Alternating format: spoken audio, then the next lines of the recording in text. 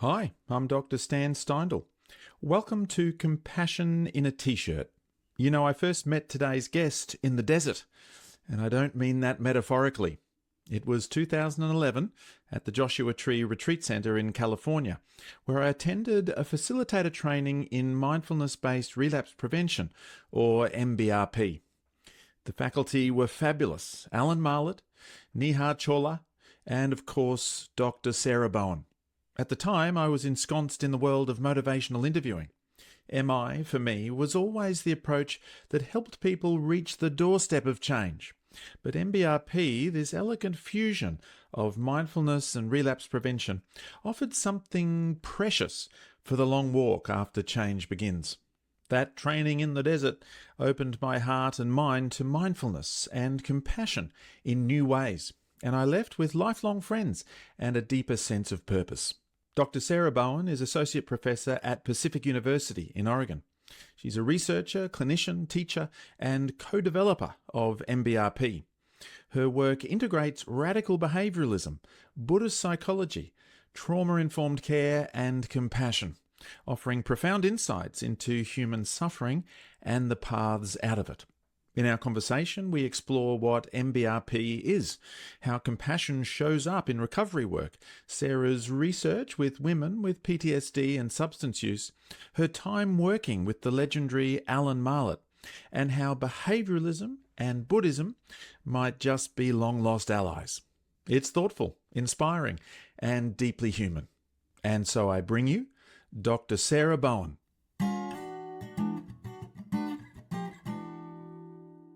Okay.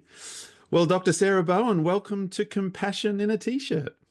Thank you. My T-shirt's in the other room. I forgot. Yeah, that's okay. I'll do compassion and a button up, if that works.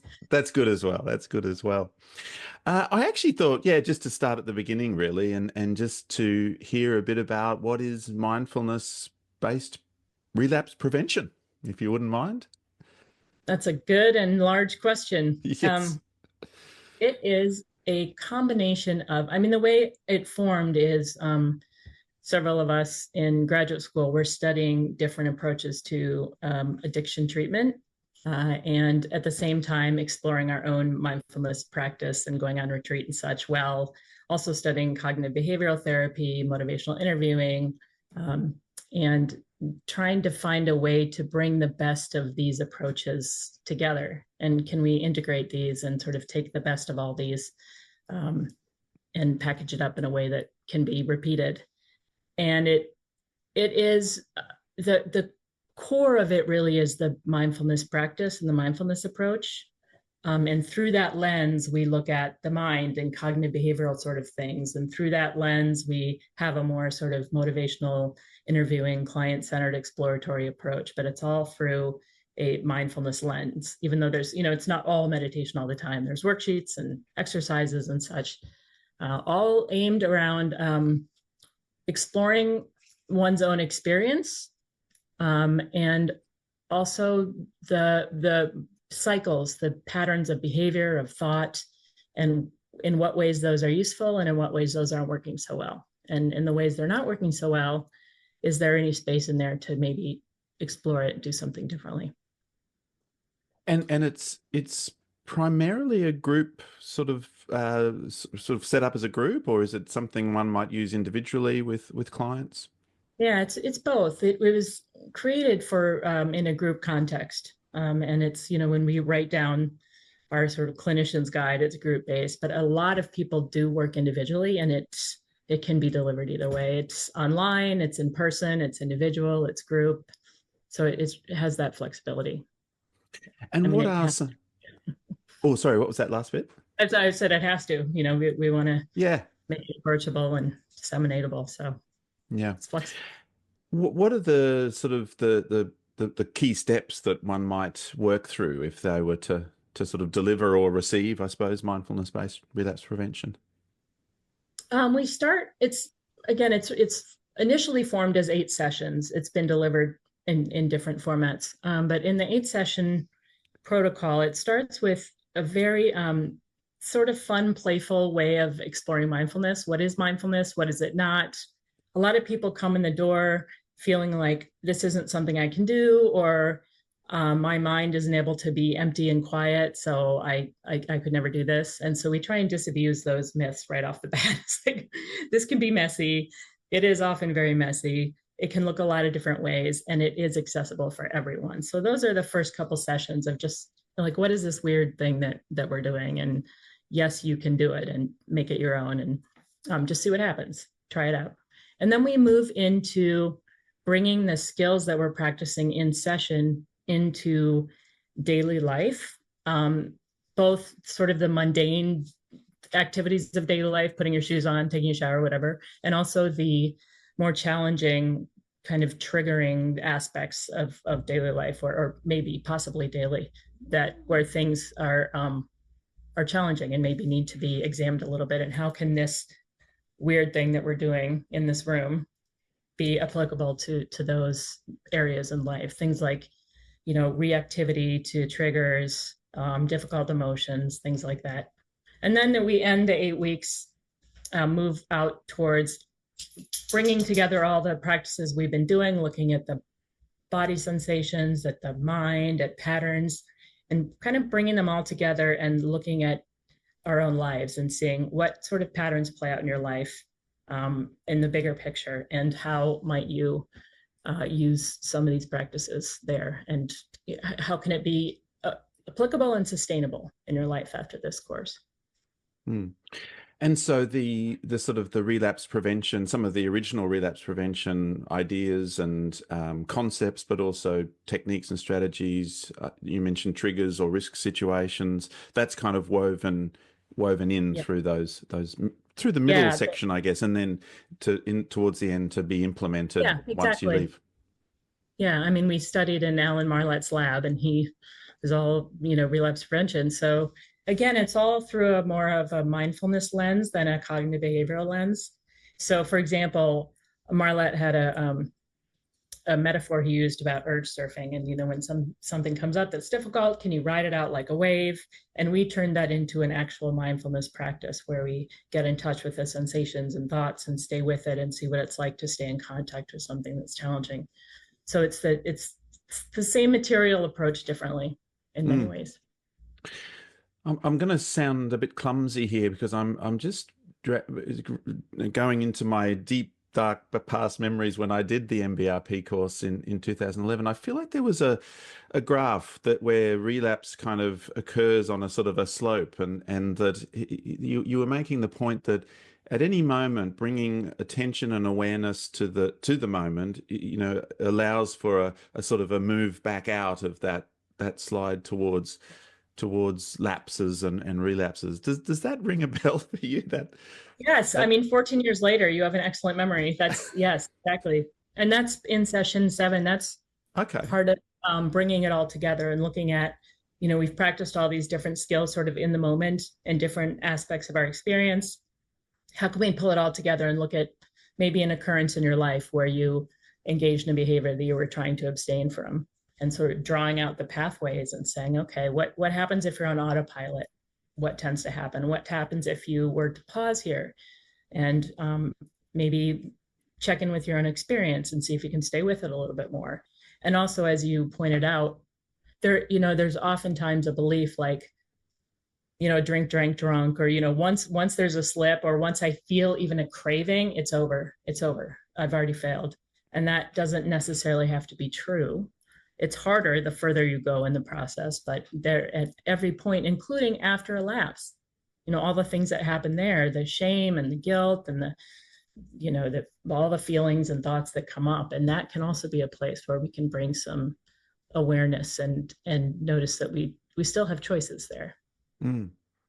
Yeah, that abstinence violation effect or something, isn't it? Yes. And there's a real kind of optimism in the MBRP approach, whereby at any given moment along the way, if we can connect with the present moment and start to notice things within ourselves and outside of ourselves, then that's an opportunity to sort of make a change. And no matter where you might be on that sort of process of kind of returning to those behaviors, whether there has been a slip or a lapse or a relapse, there's still that opportunity to sort of make a change.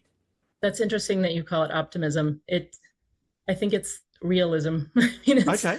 Okay. so many times we're caught in our heads and the feelings are overwhelming and we sort of get stuck in patterns, and there's a belief that we don't have agency over our behavior. And in reality, we do. It's not easy, but there are choices. And I think we just need to practice those choices and that flexibility, and remember that, even though my mind is doing all this and my body's doing all this, I still have a choice in how I respond to that. Yeah, and it's real, really. In actual fact, it's it's not Yeah, just staying kind of optimistic or hopeful. It's actually the reality. We can, exactly. yeah. Okay. Yeah, and but we have to learn that, though. Many of us, I mean, we have to learn it and practice it. Mm. Because I guess I use the word optimism because there can be so much pessimism, Yeah. in those moments, I suppose. But the reality is that the mind is a powerful thing, and we can bring our attention to these things and make different choices depending on sort of the moment and our values and what we're wanting to achieve. Yeah, I, I think mm, we believe our minds, as mm, maybe pessimism comes in, and oftentimes our minds tell us things that are pretty compelling, but maybe yeah. aren't necessarily true, or are true for now but not for the future, or maybe they are true, but just being able to notice that, oh, that's a thought I'm having. Let me look at the reality of that and how I want to respond. If the thought is I can't do this, forget it. I'm just going to keep going. Mm. Noticing, oh, that's a thought, and what do I want to do with this, rather than that's the truth and I have to follow it, which is what many of us, most of us, how we experience our minds. What's your sense of the sort of the way that compassion or self-compassion maybe sort of, threads its way through the MBRP approach? I'm not sure whether it's explicitly named or it's just sort of woven in through that mindfulness base to the whole thing. I guess compassion is very much kind of related there. But yeah, I'm curious to hear your thoughts about compassion and self-compassion sort of weaving its way through the program. Yeah, it's interesting. This is not the first time this question or conversation has come up. Yeah.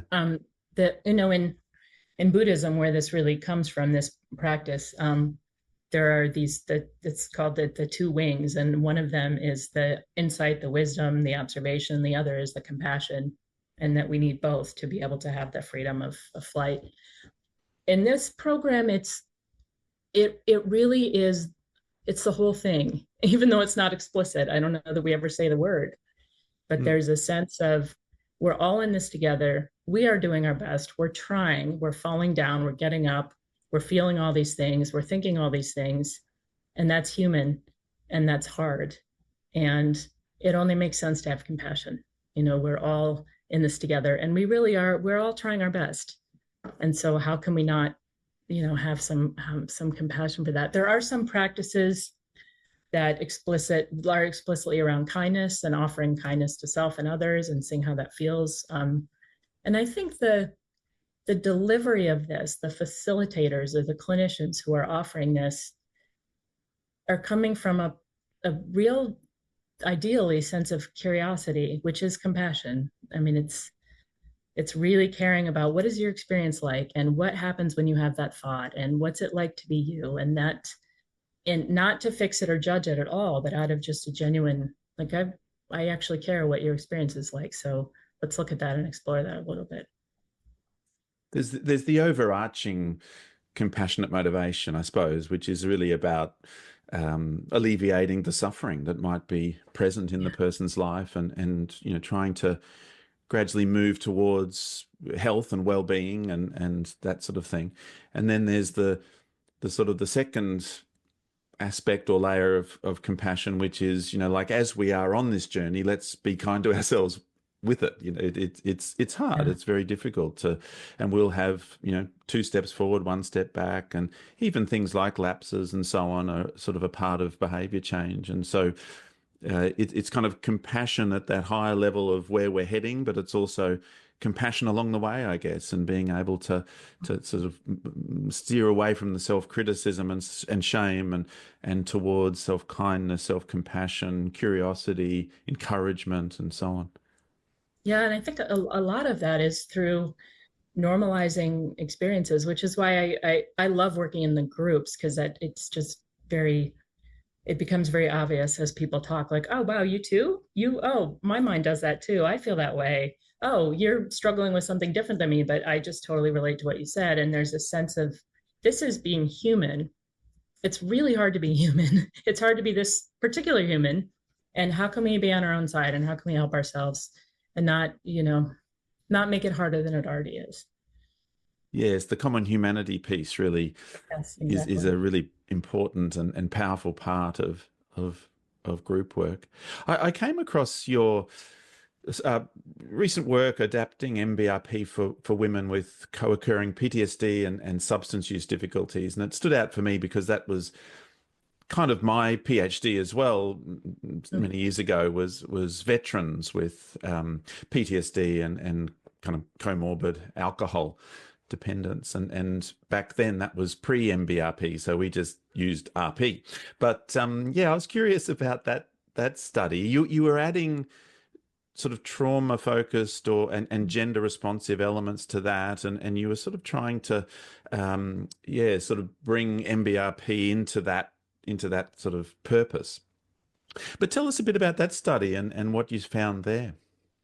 Yeah, that was actually a graduate student of mine. It was her dissertation study. Ah, So I can't take credit for that work. It's her name is Vanessa Somahano, and she's still now working with that population. Was very interested in working with trauma, women with trauma, and did a study looking at a version of MBRP that had added in some elements of cognitive processing therapy, which is a trauma treatment, versus standard MBRP without the explicit kind of trauma treatment. And what was so interesting about her results is she found that the trauma piece, that the folks in the regular MBRP condition actually had a larger decrease in their trauma symptoms. And that in other outcomes there were really no differences. So a couple things there, like these are both sort of, I mean, we can't say they're equivalent because the study wasn't powered to do that, but that there weren't differences between these two conditions. And also the one difference that did come out, the trauma was actually resolving a bit differently in the MBRP group, a bit more. And what that says to me is that, I mean, it's really, MBRP is exposure and trauma treatment is exposure.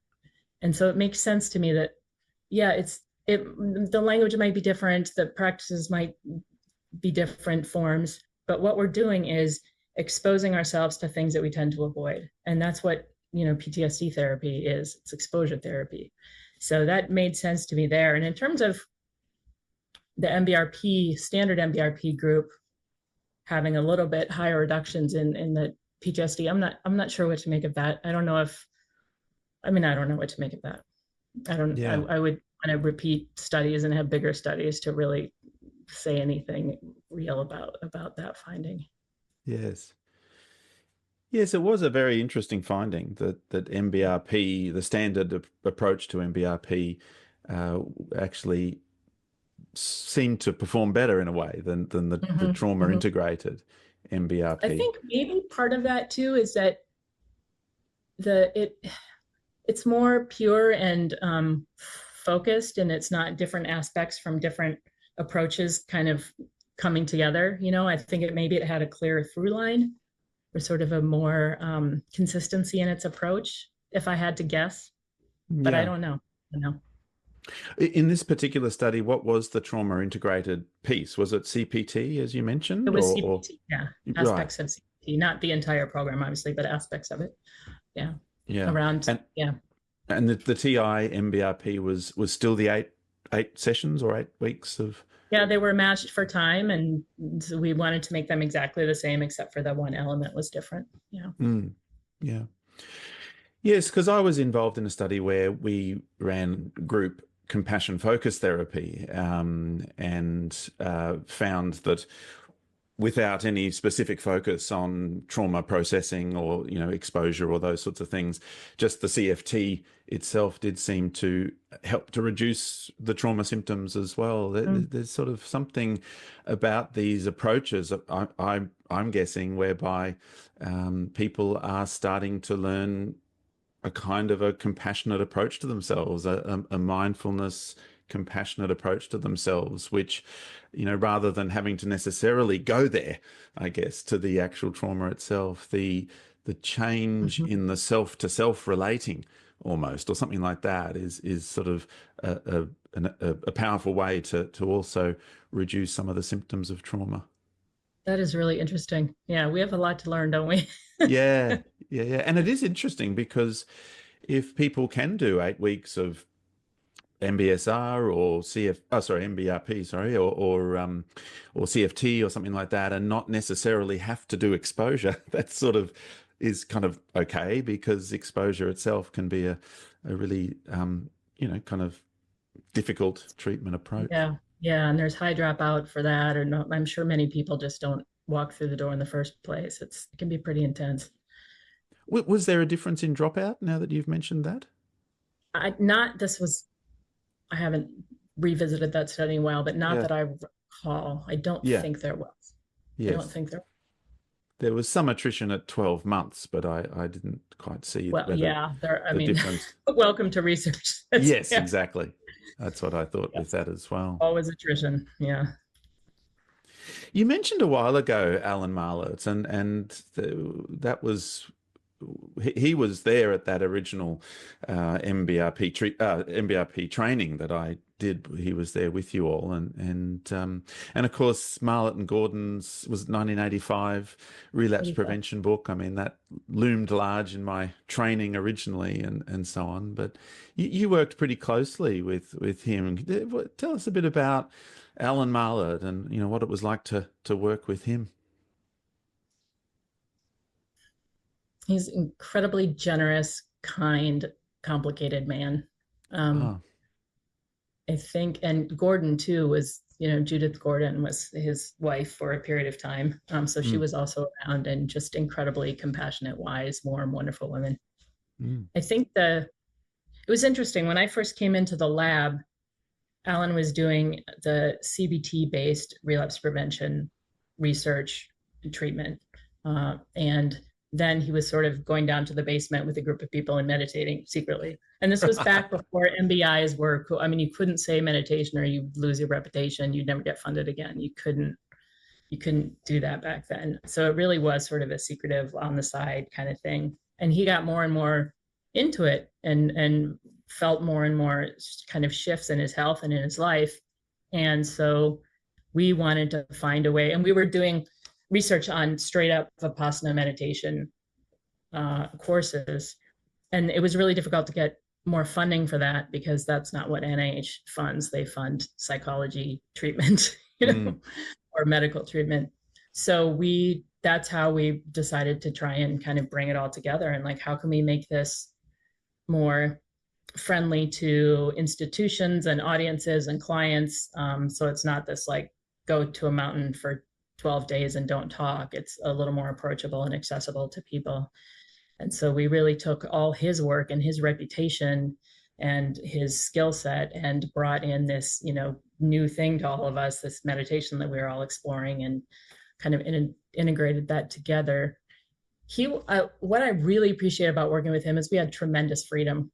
He was just very generous in terms of, advisors have different styles, and some of them can be very controlling, and you have to do their work only. And he wasn't like that at all. We'd go off on retreats, and we'd have crazy ideas, and he would listen, and he would let us, run meetings and studies. And it was really like a wonderful sort of scientific playground, really, for us. Yeah. A lot of freedom. It's so interesting that kind of that parallel aspect to things originally, that there was the apparent kind of scientific rigor of CBT or relapse prevention, and then there was this sort of secret interest in something like mindfulness or meditation and so on, and just the way that things, even like funding bodies, kind of kept those separate, I guess, or something like that. Back then, yes, absolutely. Back then, yeah, yes, yeah. And yet, yes, he was sort of doing a bit of both. He sort of had been interested, I think, in meditation sort of from early on, hadn't he? And he'd sort of done it for decades, just as much as the research. And then, funnily enough, you all too were having a very similar experience, really interested in the mindfulness meditation and so on, and bringing those together. He came to it through his personal, his doctor recommended for, I think it was blood pressure issues, like, try this meditation. He was like, I don't know. And then he found out there's actually some science behind it, and, why not have an empirical sort of approach and see and notice some changes. And so he came through that door, which is wonderful, and then decided to bring it more into his work. But it was very much parallel for me too. When I started, it was sort of these things on two different tracks, and then they kind of started to merge together, along with, we were all studying behaviorism and motivational interviewing, and so you kind of see all these elements of that in there as well. Yes, it's a beautiful sort of integration of sort of interests, but also things that help or things that work, and bringing them all together. I did notice on you describe your orientation as really integrating mindfulness and meditation with kind of radical behaviorism, I suppose. And I wondered if you could talk more about that, especially to start with, just what you mean by radical behaviorism, I suppose. Yeah, when I was finishing my undergrad, I had to take one more credit. And so I took this $4.99 was the course. And it was, the final course. And it was like, go into a lab and help enter data kind of thing. And I ended up in this lab with Bob Kohlenberg, who is just a staunch behaviorist. And it was so interesting, and it made so much sense to me. And then at the same time, or shortly after that, I started working with Allan. It's like, well, that also makes sense to me. These two things make so much sense. Do they go together? And I've been thinking about that for 20 years. How do they go together? I'm just starting to be able to articulate it. But so radical behaviorism, it's radical. Behaviorism itself was more around classical conditioning, and also really external environment and external behaviors, observable behaviors. You have the rats pressing the levers, the lights flashing on and off, that kind of thing. Radical behaviorism includes what they call private behaviors, thoughts, sensations, things you can't necessarily see if you're not that person. And it's really Skinner. That's when you say radical behaviorism, we're talking about Skinner. And he focused more on operant conditioning, and did much more kind of work and thinking around operant conditioning rather than classical conditioning.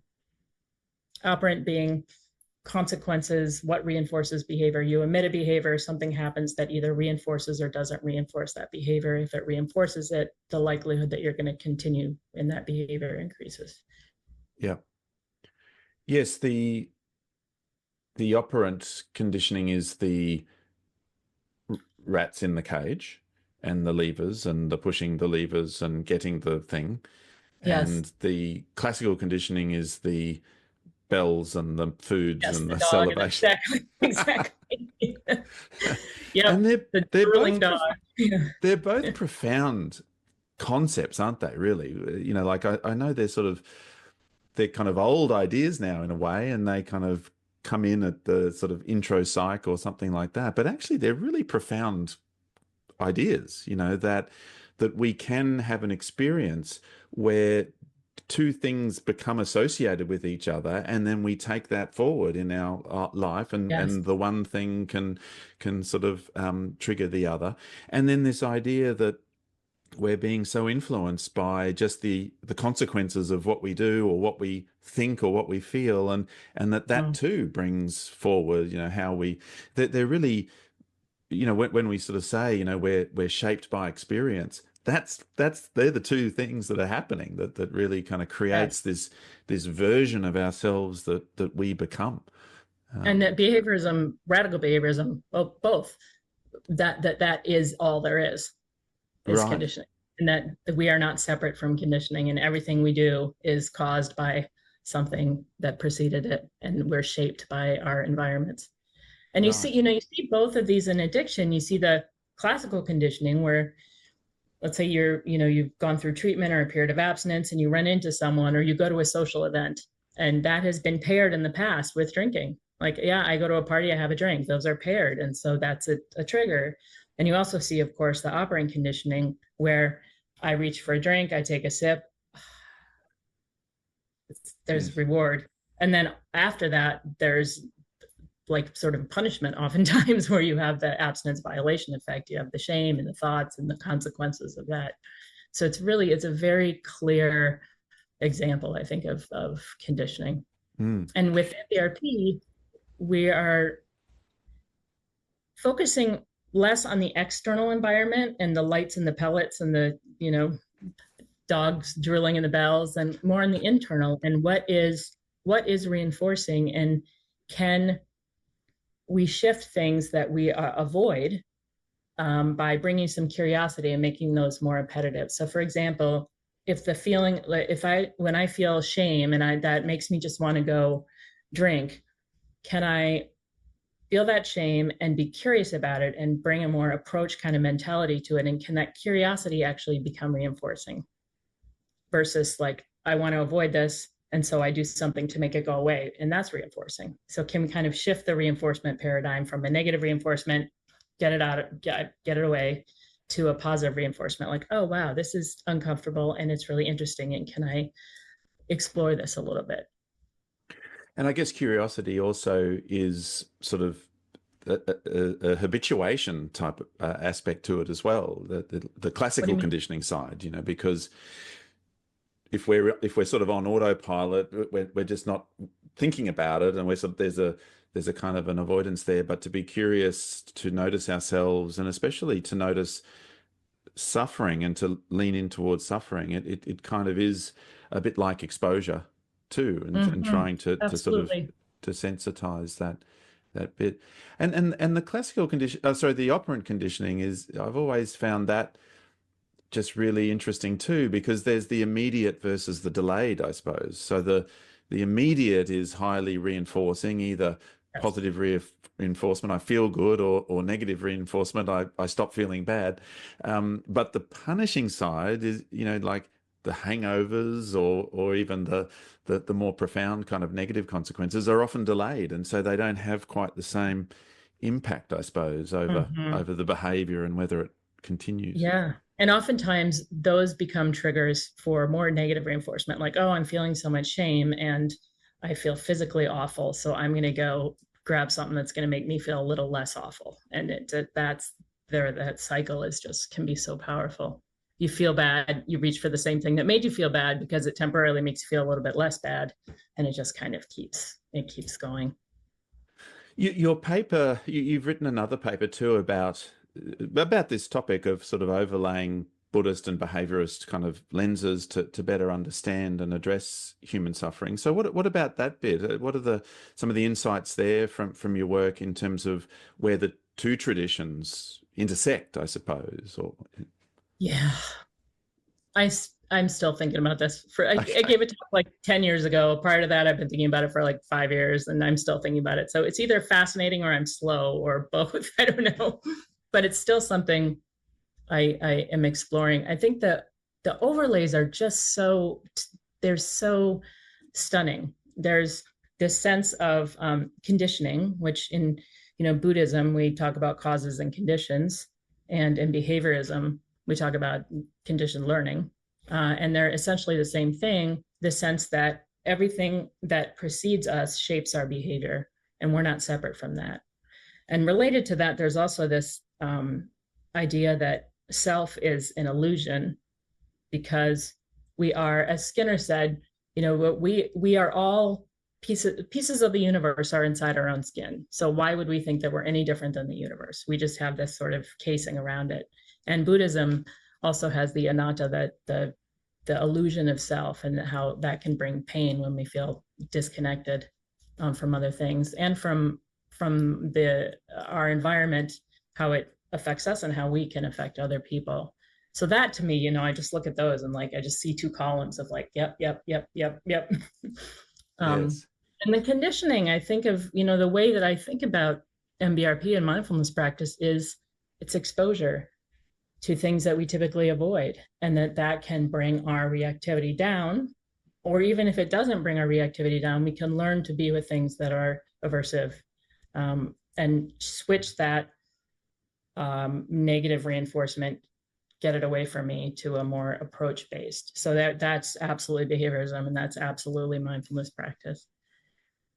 Are there areas where you notice the two are sort of more in conflict then? Is there some things in a more Buddhist approach that perhaps disagrees with something in the more behavioral approach, or vice versa? I think at the core, they're both explaining or attempting to explain, and I think doing a good job, both human experience and human behavior. And so that's why I think there's so much overlap, because they're both real. They're both finding something that's true. They're using very different languages. I think that's where they're very different. Is oftentimes people see behaviorism as very kind of deterministic and mechanistic, because it's like you're just a robot and something happens to you and you do this, and if I shape it this way, you do this. And whereas in mindfulness practices and communities, there's more of the warmth and the compassion. But I think if you sort of laid down the laws that they're both proposing, it's so similar. I don't see any places where they conflict. It's more this kind of the style and the reputation, I would say. Yes. That's really different. And just to support the radical behavioral side, I mean, compassion is at the heart of that too, really. It was also about alleviating suffering, I guess. And so I think, Skinner said predict and control was his motivation. And that a lot of people bristle at that, and I see why. It's like, control, predict, I'm afraid, I have free will. And Skinner's like, no, actually you don't. So I think his motivation, I think both of the motivations is to understand. And in that sense, there's compassion in there, because we want to understand more about being human, because it's tricky and hard and difficult. Yes. I think Skinner was a scientist and wanted to be able to predict and control, whereas the mindfulness is more maybe a can we relieve some of the suffering that's inherent in being human? Yes, no, I see what you mean. Behaviorism, perhaps, well, it depends on the motivation that you bring to it. You can certainly bring a compassionate motivation, and it can be very helpful in that sense, but you might bring a more competitive motivation or a more controlling motivation, or, and then it can be used in that way as well, kind of thinking. Advertising, for example, might use a lot of behavioral principles, but it doesn't necessarily have a compassionate motivation. Whereas with Buddhism, it's the two wings of the bird, as you say, and it's sort of, it's just in there, in a sense. Yeah, I think that's well put. It's the motivation. The systems are sort of the way that we understand and predict and influence behavior may be very similar, but why we're doing it can be very different. Yeah. Yeah. What are you up to at the moment? What's a sort of a recent project you're looking into? We are right now working on, so we've done a number of trials, very controlled, randomized trials of MBRP, and that phase is sort of done. I think, I mean, we've with adaptations and sort of explored as much as we can. Is this effective? Does it need to be changed if we're working over here instead of over here? And now we're more interested in, this is working with a colleague of mine, Katie Wickowitz at University of New Mexico, working to see if we can now take it from the university and the lab and really disseminate it out into the world in a way that is sustainable and accessible. So it's a study, we're calling it Thrive, and it's a web-based, several groups a week, open to anyone who has any interest in examining or possibly changing. This is specifically for alcohol use. And we have people from the community who are volunteering their time to facilitate these groups. And we did that very intentionally, had them volunteer rather than hire them and pay them, to see if this kind of model, sort of parallel to an AA model, where it's led by members of the community, out of a very intrinsic motivation to do so. And it can be sustained in that way, because I want to keep offering this. People keep showing up. It's free to everybody. There's no money involved at all. So we're doing that, and we're seeing how it goes. And then we're also following people up for 3 years too. The longest studies have been a year. And we really want to see both with the facilitators who are offering the group and the people in the group, to see what this might look like after 3 years. So we're also studying the facilitators and asking them, what their experience is like, and would they continue, and if not, why, and if so, why. So I love this study. I think it's really, it's creative, it's different, and we really want to, we're not going to be around forever, and we really want to see if we can roll this out in a way that it can live on its own. Yeah. Yeah, very, very clever, because I see what you mean. Like the RCTs and so on have sort of been done, and there's good evidence there, and we're fairly, we know that it can make a really good contribution. So that the next thing is getting it out there, I suppose. I mean, what are some of, just as a matter of curiosity, what are some of the ways that you are using to disseminate, or to just to cut through all the noise, I suppose, and to let people know that this thing is available, and to, kind of sort of, I guess, promote, I suppose might be the word, that the program's available? Well, the recruitment is really the promotion, and we're using all sorts of different, web-based social media stuff, flyers, like everything, old school, new school. And then having groups several days a week, so that it's in the trials. It's like, well, are you available Thursday night from 6 to 8? No, okay, you can't be in the study. And you get to this place physically, okay, no, and then you can't be in the study. And this is like, turn on your computer. You have one of 5 or 6 groups a week to choose from. You can come or not come. You can switch groups. If next week you have to go on Tuesday instead of Monday, there's that flexibility. You can have your camera off. We'd love to see your face, but if you want the camera off, that's fine. So we're trying to make it as approachable and flexible as possible. So that if there's interest, if someone has an interest, we just take away all the barriers that we can and have it just be accessible to them. And then in terms of the facilitator side, it's, you have to find money in the trials, and you pay the facilitator, and it's like it's a big lift. And we just want to see if this can, again, if it can live on its own and take all those strictures away, and see if it can be something that community can pick up and carry forward. Yeah. Yes, I'll make sure I get from you any kind of links there that we can include in the description, and so that if people are interested, I suppose, in learning more about it and so on. So I'll get those off you later. We're in the early stages, so we don't have any articles yet. We don't have any outcomes. No. We're in the midst of doing it. So I'll see if there's things I could send you about it, but that's sort of a later stage when we write about it and together materials. Well, I also meant for those who might be interested in actually participating. As well. Great. Yes. Yep. Yeah.